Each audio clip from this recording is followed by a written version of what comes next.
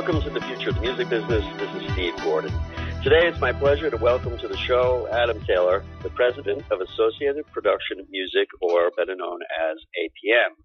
APM is one of the largest and most successful music libraries in the world. Adam, welcome to the show. Thank you very much, Steve. Glad to be here. Adam, first off, what is a music library exactly, and how does it differ from being a music publisher? Well, it's a good question. We are publishers, of course, but a music library is a specific kind of structure.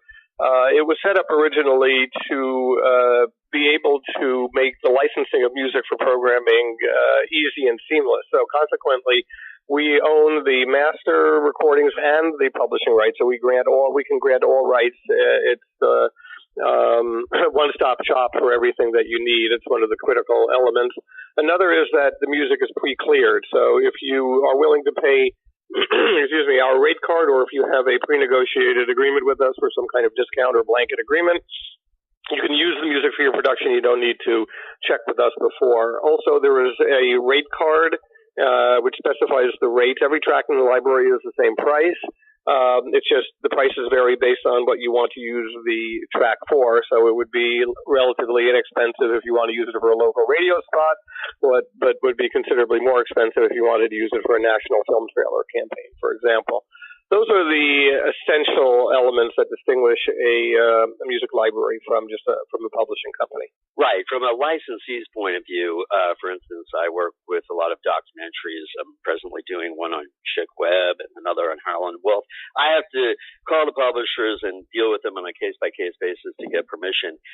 But with the library, from the licensee's point of view, everything is pre-cleared and a lot easier. But from the point of view of a songwriter, what would the difference be between why would I need a publisher and a library, or would I need both? Well, your music would any one particular track would not go into a library and go with a publisher. We would be the publisher. You can have tracks with publishers, and you can have other tracks with libraries. It's a matter of trying to develop a variety of different income streams for yourself. If you look at the number of writers and composers in the world, there are many, and only a very small percentage of them can really make a living from the commercial release of records. And so, especially with the demise of the record company model, for many people that isn't an avenue anymore. And of course, the advent of all the digital technology has made it less expensive to produce music and given artists more control over distribution. And so people are looking at a variety of different sources of revenue, putting things up on iTunes, ad revenue on YouTube, and streaming revenue from Pandora and Spotify and other sources. And then, of course, the synchronization of music into programming has become a very viable income stream for songwriters and composers. So we have all kinds of people coming to us, many of whom have some kind of commercial releases, but also would like to do library. Well, how big is APM? How many songs do you currently represent, and how many songwriters? Well, we have just under 400,000 recordings. The music started being produced for the library in the early 1950s. In fact, some of the programming that we're on still airs today. For example, the original Superman series with George Reeves is mostly our music. And there are archival recordings that have been acquired that go back to the early 1900s. And between us and the libraries that we represent, we release probably 2,000 or 3,000 new recordings every month. Wow. Now, we talked a little bit before the show about the present ownership of APM. It was a joint venture between Universal and EMI, and now Sony ATV has taken over the administration of EMI as part of a consortium that purchased EMI Publishing. So technically, you are now a joint venture between Universal and Sony ATV? Well, technically, it's Universal and EMI. The EMI corporate structure still exists. So on paper, that's what it is. Effectively, though, it's Sony ATV and Universal Music Publishing. All right. So can you give us some idea of how much money is involved in your placements? I know you do sync for TV and movies, and I know you do radio licensing as well for themes and so forth. Can you give us an idea of how much money is involved in these transactions? For sure, and I just want to answer your previous question. We have about something around 4,500 different composers who have music in the library. And I want to just clarify, we don't represent composers. We just represent the music that is in the library from that composer. So they decide which songs they want to place with you? Well, generally, the music isn't placed with us per se. We actually commission it. I see. So we'll approach composers and songwriters and say, we're looking for this kind of music. We like your stuff, or you've done stuff for us before. We want a song that does this, or we want a CD that does this. And generally, we will fund the production and make our own financial arrangements with the composer for their compensation going forward. And from time to time, we will acquire something that's already finished from a songwriter or a composer, but mostly it's commissioned work.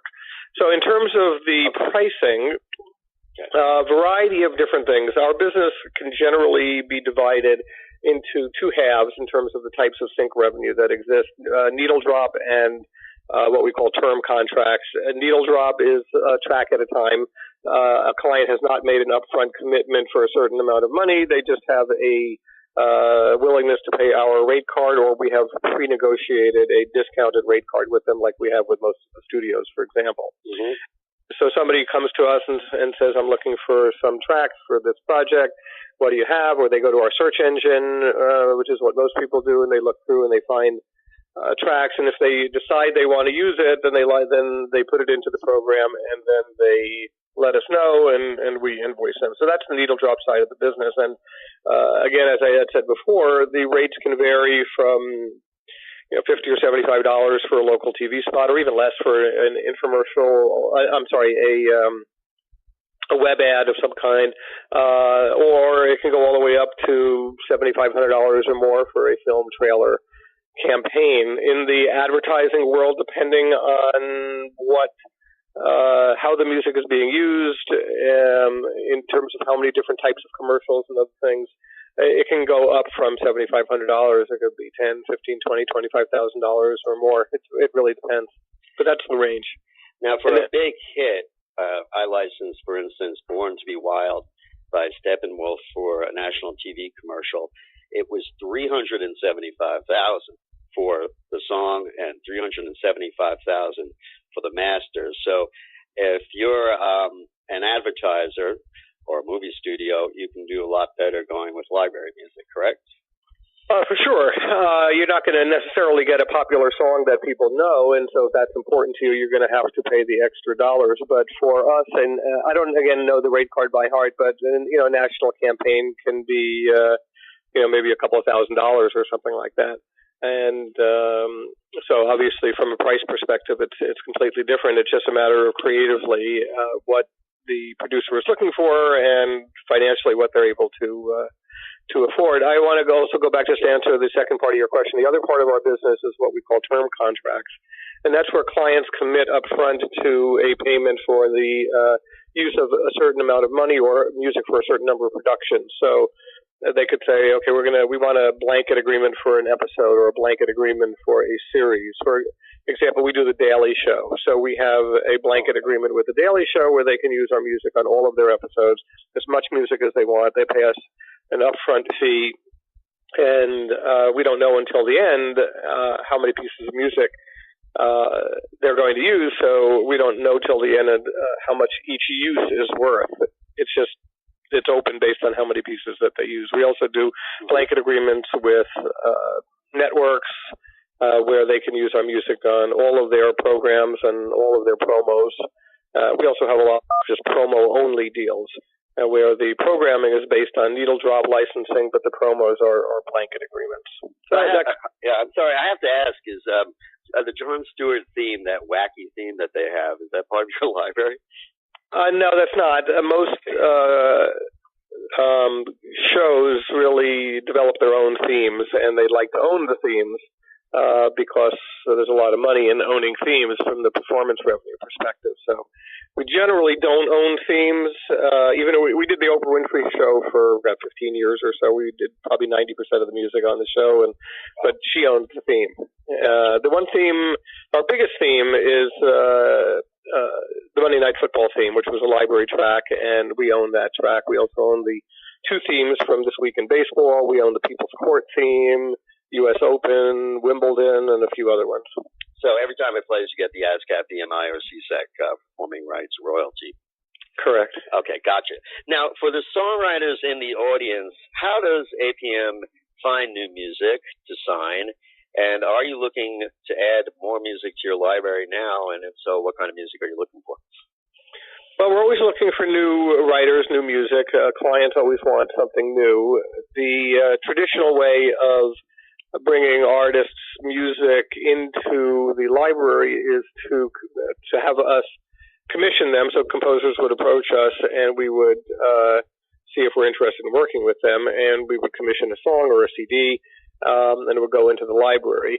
That's one whole approach, and that is still most of our music. We continue to get that way. And I should say that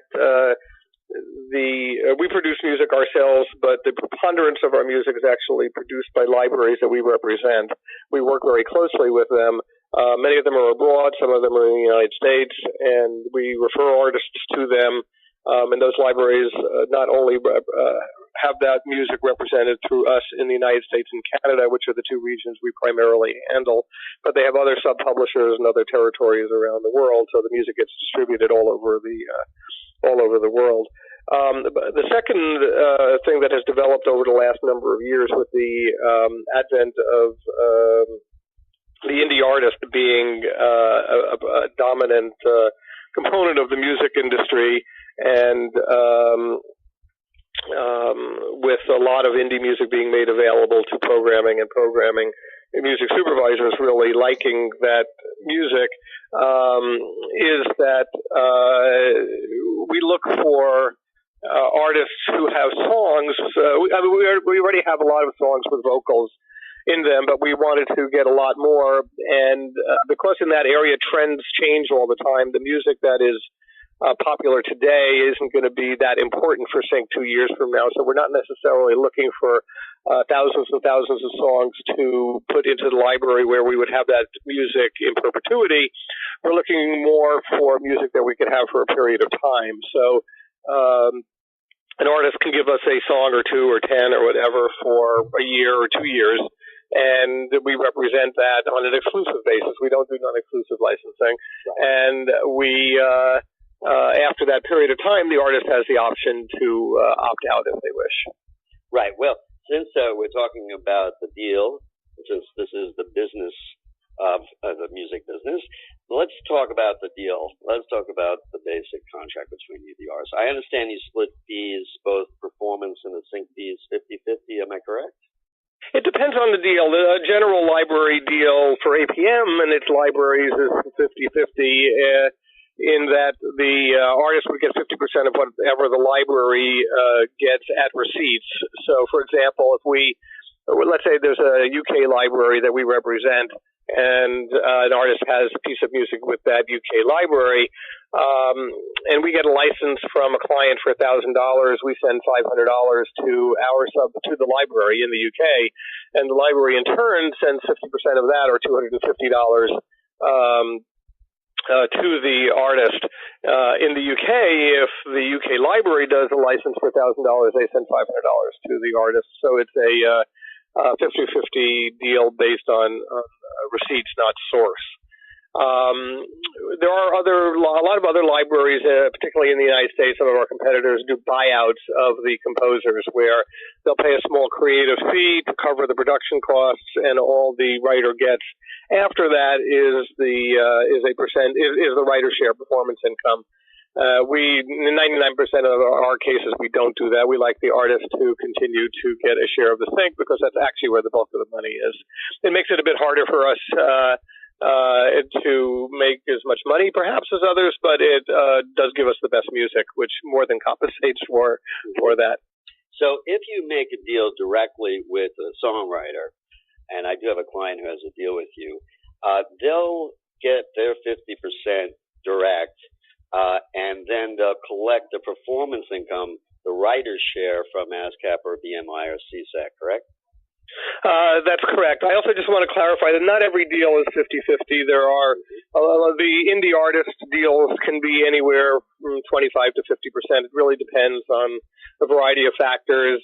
By way of example, we have an agreement with Reverb Nation, the great music site, and where artists who are on Reverb Nation, who they feel are really good artists, get approached and have the opportunity to submit music into a program, into the Reverb Nation APM library that we've built together. And, if we like the music, we take it into the library. This puts there a little different because, Reverb Nation has to make something, we have to make something, and the artist has to make something. So the rates vary a bit, but we try to be very fair. Again, we don't do the buyouts, of the sync, rights and payments. And so, artists do very well with us.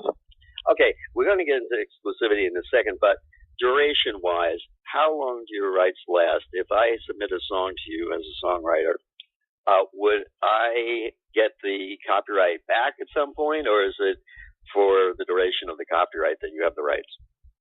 If it is going into the traditional library, one of our libraries, APM library or KPM or Bruton or Sonaton or some of these other ones we represent, then it goes in perpetuity.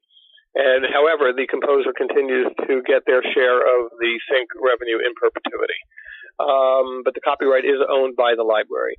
If it is one of our newer indie artist deals, like Reverb Nation, and actually, I now that we've signed, I'm trying to think if there's a deal that we did. I don't think I can announce it yet. I'm sorry to do the tease you on that.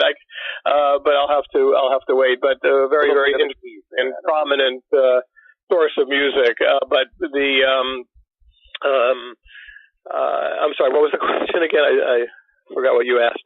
Well, you answered the question of how long you'll be representing the song. Right. Now we want to talk about the exclusivity issue, which is a hot issue if you looked at discussions at chat rooms, songwriters and libraries, and they discuss this issue. There's a lot of back and forth. Your deals are exclusive, but I know that some people argue that non-exclusive deals are better because it's better to have multiple reps, if you will, working your song than just one, especially if the A&R person who signed you leaves the company. There's a fear that the music may be shelved. So you're exclusive. How would you justify the exclusivity part of your deal with the songwriters and the other libraries? Sure. I'll address that in just one second. I just want to go back, though, to say that for music from indie artists that we're putting into these special programs like Reverb Nation and others are, again, 1 or 2 years. We're not looking to tie up a track forever. It does go in exclusively for sync for that period, not for iTunes or anything else, just for sync. So it's a shorter window, and we never own the copyright in that case. In regard to exclusivity, a lot of people have a lot of opinions about it. Our belief is that we can do a better job representing a track by having it exclusively and not worrying about if clients are going to be receiving the same track from other people and having a price negotiation against it, one against the other. There are a lot of specific reasons not to do not to do non-exclusives in my view. You take your track and you've got everybody out there in the world representing it. You have no control over pricing. You have no control over who has it. From a client perspective, there's been a great deal of negative feedback and pushback. We've gotten letters now from networks and studios saying they will not license from non-exclusive sources. And because they use a track, they don't even know whom they got it from. It's just on their server. So it causes a lot of complications. If there's any kind of copyright infringement issue, whom do you go after? Non-exclusive representation, you can't then sue for copyright infringement, so the company can't necessarily protect you. It's become quite confusing. Now, one of the biggest issues is coming up with exclusivity, which is a major issue, and I think it will probably be the death knell of non-exclusive in a big way, is the the fact that the performing rights societies are now starting to use digital detection in order to pay performance revenue. Right. And so when you have multiple instances of a track with different publishers, all of whom are sending those tracks into the societies are going to have multiple detections based on one airing, and they're not going to know which track was used, and they're not going to know who the source is. And basically what's happening is that if a multiple detection happens, then it goes into kind of a black box, and they don't pay anybody. That's interesting. So even if you rename the song for another rep, they are confused because the system picks that up as both the original name song and the newly named song, and they get confused and they put it in a black box instead of paying either publisher or either writer. Right, exactly, and it doesn't matter if it's retitled or not. Even if it's under the same name, it's just going to not be paid. And performance revenue from any composer, performance revenue is all that they're getting. And when you go internationally, the performance revenue is a much higher percentage of the income than it is here in the United States. So it has even more impact. And there are territories now that are just using digital detection to pay. I think Belgium, it's either Belgium or Holland, I can't remember, is the first one. I guess it's Holland, Boomestemra, are the first ones who are only using digital detection. ASCAP is using SoundMouse now for digital detection, and BMI has their landmark system, which is the Shazam technology. CSAC has been using TuneSat and is talking to some of the other companies. There are 30 territories abroad that are using BMAT, the Barcelona company. So this is happening. Right. Well, that's a powerful argument for exclusivity. Yeah. I also want to just point to the Production Music Association, which is pmamusic.com. There is an article on the site by Ron Mendelsohn from Megatracks about retitling, which is a very interesting read and gives, I think, cogent arguments why. In spite of what a songwriter thinks, and in spite of the kind of seductive appeal of having multiple people representing your track under alternate names, why it's not such a good idea. And give the name of the website one more time. PMAmusic.com, Production Music Association, PMAmusic.com. I sit on the board. I'm the vice chairman, and we try to bring important issues to the fore for dialogue and to state our position in terms of what we feel protects the industry as a whole and protects the value of music. And the name of the author of the article? Ron Mendelsohn. Okay, excellent. We talked a little bit before the interview about re-records. The difference, again, between a publisher and a library comes up here because songwriter enters into a publishing agreement. Publisher is not too interested in the recording. They look to get other artists to record the songs and make mechanical income from that. It's called covers. But with you guys, with the library, it's important that you have a recording that's pre-cleared and ready to go. So if I enter into a deal with you as a songwriter, I suppose you expect me to either deliver fully commercially acceptable masters, or perhaps you help me by allowing me to go into your studio to record the songs. Am I getting that right? Yeah, we or the libraries we represent work very, very closely with the songwriters and composers. It's not that often that somebody just delivers a finished master and we don't have anything to do with it. In fact, most of the libraries do the mastering themselves, and they want consistency of sound and want a certain level of quality on the mastering. But often there's a lot of back and forth between the artist and the library in order to get to a finished track or finished CD. Okay. Let's close the show with the impact of digital and talk a little bit about the future of the music business and about the future of your library.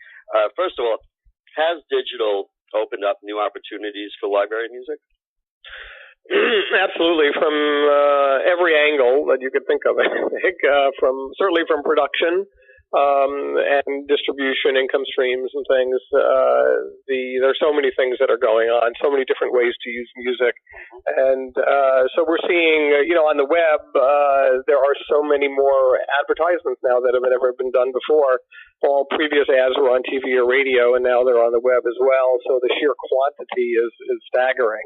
Lots of opportunities there. Obviously, YouTube has made an enormous impact, and we have over 1 million videos on YouTube that have our music in it that we've discovered so far. And we monetize those videos, and we share that revenue with the libraries and the composers. And it's significant revenue. I think that if you added up all the revenue we get from all the different YouTube channels and things, they might possibly be our biggest client. Now, do you get money from YouTube, from advertising revenues? Is that how it works?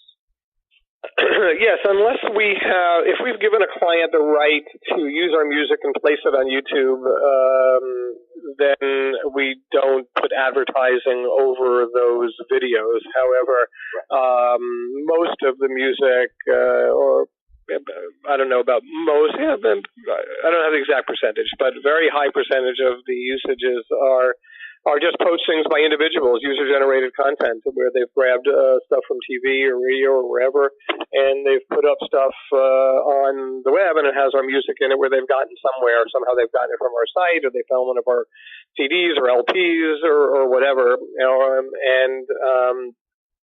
they post these things up. I mentioned before that our music was used in the original Superman series. There are thousands of Superman postings up on YouTube, none of them done by Warner's, and who owned the videos. And the same way we did most of the music for the Spider-Man cartoon series in 1970. Same thing, and over and over and over again. The Oprah episodes and everything. So whenever that music plays, if it's an unauthorized posting, we do have an opportunity to monetize that. YouTube has an auto detection system itself. And actually, today, every single piece of advertising revenue that YouTube pays based on music is based on a digital detection system. And if there are two versions of a track in there, because somebody has done a non-exclusive license and both publishers or aggregators have put that stuff into the YouTube Content ID system, then that track does not get monetized. So it's happening today. No revenue for tracks that exist. Multiple claims are getting paid. Another argument against non-exclusivity. But YouTube has the Content ID system. When they recognize a track, they look at the monetization policy on that track, which is set by the copyright owner. And provided there are not multiple claims, they serve ads into those videos. The set of rules around which ones get monetized and which ones don't, and everything is a little bit complex, and it changes all the time, and I don't know that I fully understand it, and I don't know if YouTube fully understands it, but they do serve ads, and they share that ad revenue with us. The basic idea is that if it's unauthorized, you don't go after the guy or girl who uploaded the content. You expect YouTube to pay. Exactly what YouTube pays and how it pays is still a little foggy. A little bit to us, but we do get paid, and it is making good money. And we do have the right to block. Any content owner can block their track from being used. And if you set it that way, when YouTube finds a track a video that has that piece of music, it will block the video and tell the user to replace the audio track. Okay. All right, so last question. We're going to end up with your forecast on the future of the business.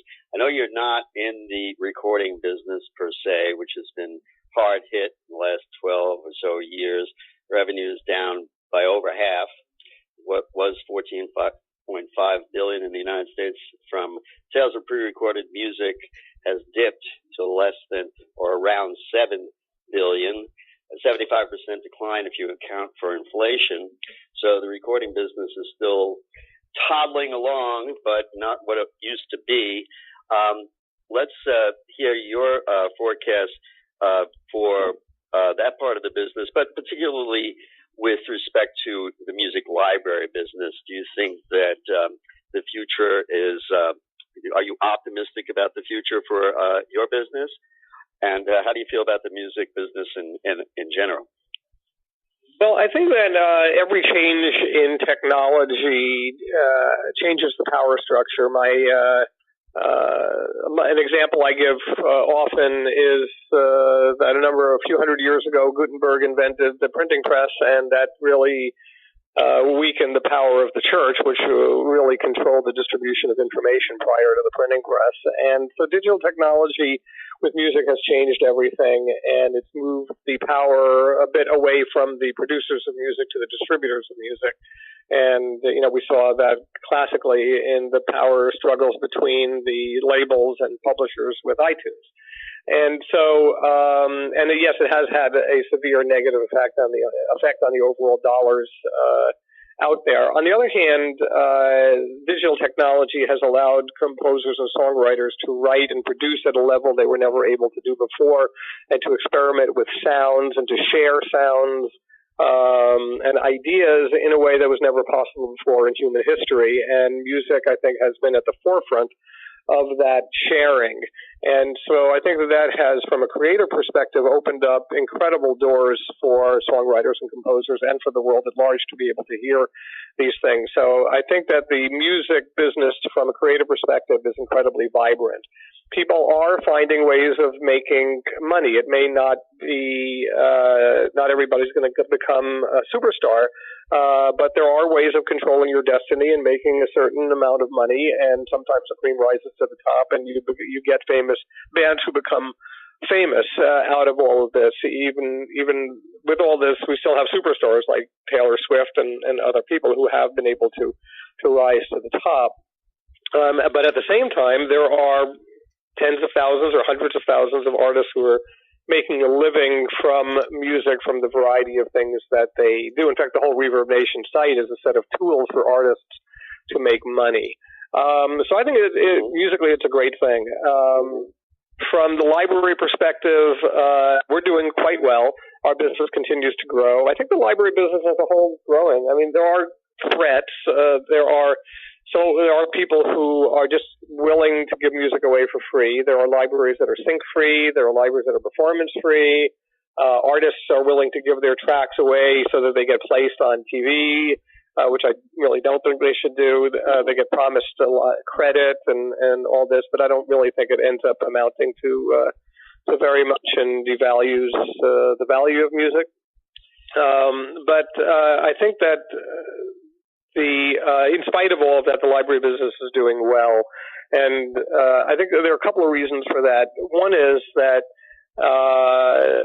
the need to have sync revenue for an artist has become extremely important because the other areas are not as dominant. And so people are needing syncs. A lot of really great creative music is coming into the libraries. And in many ways, libraries are at the forefront of music creativity. Because they're much more nimble, they can react more quickly. They don't have the same constrictions that the publishing industry has, and we can offer a lot of different varieties and styles of music. And because we're a multi-transactional business and the millions of transactions per year, we get a really good sense of what the trends are, and we can use that to really push creativity. At the same time, there are many more productions being done today than there ever were before, and because of amateur productions. 10 years ago, 99% of all video production was done by professionals. Today, 99.9% are done by amateurs. Yeah. And there are so many different kinds of productions and channels and cable channels and digital channels and other things that are cropping up. That I think it's going to continue, and video has become one of the major forces for expression today, and you see that in so many different areas, not only on YouTube videos, but in the resurgence of documentaries. I mean, we're probably in the golden era of documentaries right now.